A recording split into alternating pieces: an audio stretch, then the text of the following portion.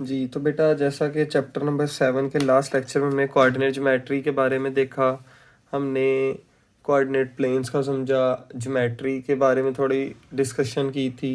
तो आज हम डिस्टेंस फार्मूले का प्रूफ करने लगे हैं। तो डिस्टेंस फार्मूले का प्रूफ हम स्टार्ट करते हैं।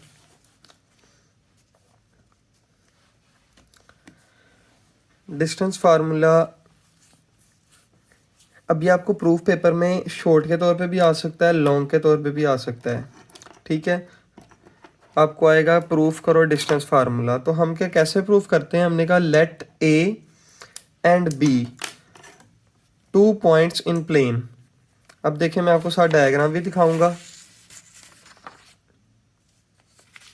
ये हमने ले लिया कि ए और बी 2 पॉइंट्स ले लिए एक प्लेन के अंदर। प्लेन का बताया था ना आपको क्या होता है। अब हम क्या इधर यूज़ कर रहे हैं, देखिए हम सिर्फ इधर एक्स एक्सिस लिया है हमने, और ये हमने लिया है वाई एक्सिस, यानी सिर्फ हमारा काम फर्स्ट क्वाड्रेंट पे हो रहा है। ठीक है, अब देखें यही कहा है let A and B 2 points in plane.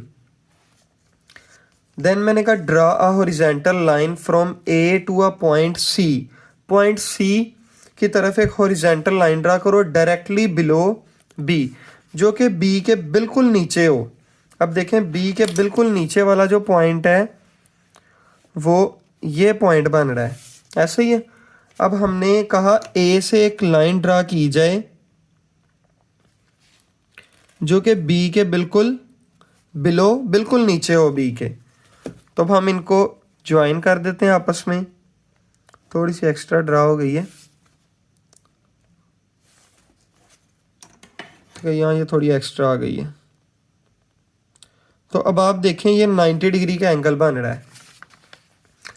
Then figure forming right triangle ABC, ये आपने शुरू में ये पैरा लाजमी लिखना है। तो अब जो ए, इस पॉइंट को क्या कहा था हमने? सी का पॉइंट सी पॉइंट का नाम दिया था ना इसको। अब देखें ए बी और सी, ये 3 पॉइंट्स जो कि हमारे पास राइट ट्रायंगल बना रही हैं, ऐसे ही है। अभी फार्मूला प्रूफ नहीं हुआ, ये जस्ट हमने उसकी बेस बना ली कि फार्मूला प्रूफ कैसे होना है। अब आगे देखें।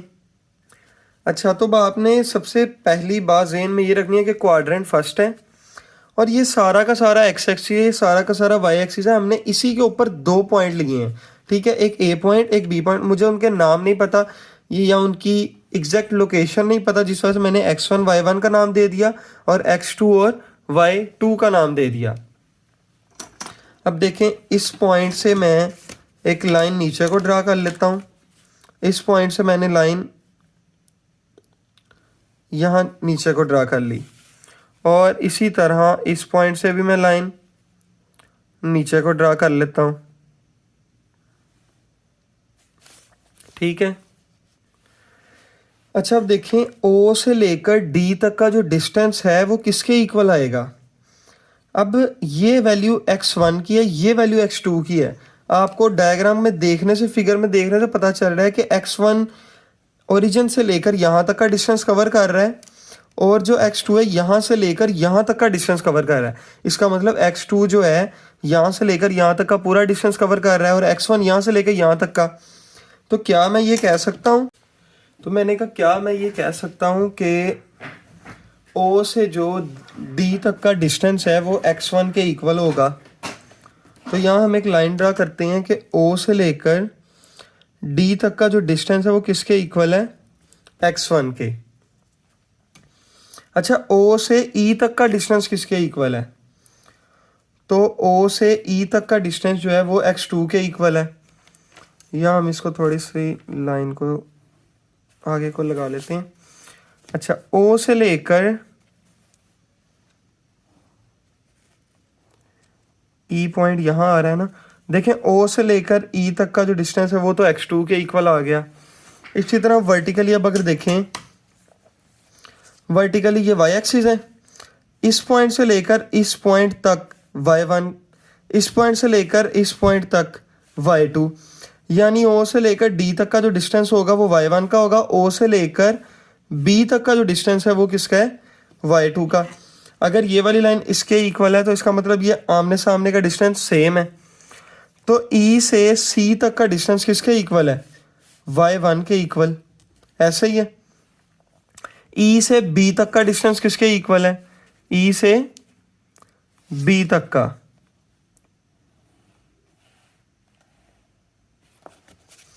ई से बी तक का ये जो पूरा डिस्टेंस है, ये देखें, इसको मैच कर लेते हैं। बी से लेकर ई तक का डिस्टेंस ये किसके इक्वल हो गया है? y2 के। अब हमने दो चीज़ें प्रूव की हैं, दो तीन चीज़ें, वो आपने यहाँ ऐड कर लेनी है। एज वी नो दैट ओ से लेकर, देखें, ओ से डी तक का डिस्टेंस किसके इक्वल है? ओ डी का जो डिस्टेंस है वो इक्वल है x1 के। फिर ओ से ई तक का डिस्टेंस, ओ ई का जो डिस्टेंस है वो किसके इक्वल है? x2 के। अब देखें, ई से सी तक का डिस्टेंस, ई सी का जो डिस्टेंस है वो किसके इक्वल है? y1 के। फिर ई से बी तक का डिस्टेंस, ई बी का डिस्टेंस है हमारे पास y2 के इक्वल। ओके। अच्छा, तो अब देखें, अब हमने निकालना है ए सी का डिस्टेंस और बी और सी का डिस्टेंस। अब ये पॉइंट ज़रा गौर से समझना है। ओ से लेकर ई तक का टोटल डिस्टेंस है x2। इस पूरी लाइन में से अगर मैं x1 माइनस कर दूं तो मेरे पास डिस्टेंस आ जाएगा ए और सी का, क्योंकि ये पूरी लाइन है। इसमें से मैं x1 इतना डिस्टेंस मैंने निकालना और इतना डिस्टेंस अंदर से माइनस कर देना है। तो क्या मैं ये कह सकता हूँ कि जो ए सी का डिस्टेंस है वो x2 माइनस x1 है, कि x2 से x1 माइनस करेंगे तो मेरे पास ए सी का डिस्टेंस आ जाएगा। इसी तरह y वर्टिकली y में देखें कि मैंने बी सी का डिस्टेंस निकालना है, तो मैं क्या ये कह सकता हूँ ये पूरी लाइन का डिस्टेंस में से अगर मैं इतना हिस्सा माइनस कर दूं तो मेरे पास ये वाला हिस्सा आ जाएगा। तो इसको मैं ये कह सकता हूँ कि बी सी जो है वो मेरे पास किसके इक्वल है?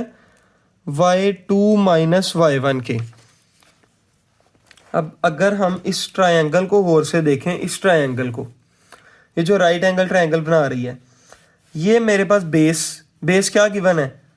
बेस जो मेरे पास गिवन है वो x2 माइनस x1 है, परपेंडिकुलर है y2 माइनस y1, और मैंने हाइपोटेन्यूस निकालना है जो कि मेरा ए बी का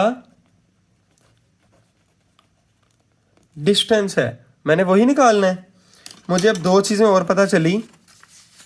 इसके बाद आपने नेक्स्ट आगे ये लिखना है कि ए से सी तक का जो डिस्टेंस है, ए सी का जो डिस्टेंस है वो किसके इक्वल है? x2 माइनस x1 के।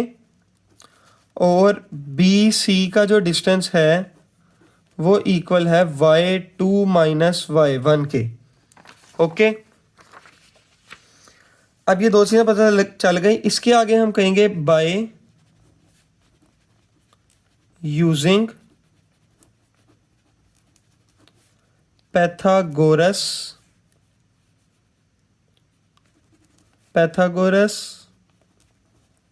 थ्योरम। और पैथागोरस थ्योरम क्या है? हाइपोटेन्यूस का स्क्वायर इक्वल टू परपेंडिकुलर का स्क्वायर प्लस बेस का स्क्वायर। अब हाइपोटेन्यूस किसके इक्वल है? ए बी के स्क्वायर के। तो अब हम यहाँ लिख लेते हैं कि ए बी का स्क्वायर। अब देखें परपेंडिकुलर किसके इक्वल है? परपेंडिकुलर वाली लाइन बी सी के स्क्वायर के इक्वल है, बी सी का स्क्वायर। और बेस ए और सी का डिस्टेंस, ए सी का स्क्वायर। अब हम इनकी वैल्यूज पुट करते हैं डायग्राम को देखते हुए। ये देखें आपके सामने ये डायग्राम है, ठीक है। ए सी की जगह x2 माइनस x1 आ जाना है, और बी सी की जगह आ गया y2 माइनस y1 का स्क्वायर, और ए सी की जगह x2 माइनस x1 का स्क्वायर, और ए बी का स्क्वायर एज इट इज। अब क्योंकि हमने ये वाली वैल्यू फाइंड करनी है, तो हम taking square root on both side, दोनों साइड पे हम क्या ले लेते हैं, स्क्वायर रूट। तो ए बी का स्क्वायर, इसके ऊपर स्क्वायर रूट, और इसको एक्स एक्सिस पहले आता होता है, वाई एक्सिस पहले हम इसको अरेंज कर लेंगे, x2 माइनस x1 का square plus y2 minus y1 का स्क्वायर। स्क्वायर से स्क्वायर रूट कैंसिल, तो मेरे पास आ गया ए बी का डिस्टेंस इक्वल है x2 माइनस x1 के square plus y2 minus y1 का स्क्वायर। ये इसके ऊपर लाइन सेगमेंट का साइन भी लगा देंगे। अब देखें, ये मेरे पास डिस्टेंस फार्मूला प्रूव हो गया, ये मेरा डिस्टेंस फार्मूला है, ऐसे ही है ना। ये मेरे पास क्या है, डिस्टेंस फॉर्मूला। तो जो बच्चे तो पूरे नंबर लेना चाहते हैं, अपना कोई ऐसा वीक पॉइंट नहीं छोड़ना चाहते कि जिस वजह से उनको पेपर में मुश्किल हो, तो वो इस डिस्टेंस फार्मूले को 1 से 2 दफ़ा लाजमी देखेंगे। अगर नहीं समझ लगी, 1 से 2 दफ़ा देख के फिर अपने रजिस्टर पे भी नोट करें और 1 दफ़ा प्रैक्टिस भी करें, ताकि आपका ये पक्का हो जाए और पेपर में आपको कोई मुश्किल ना हो। अब हम, ये हमारा प्रूफ हो गया है।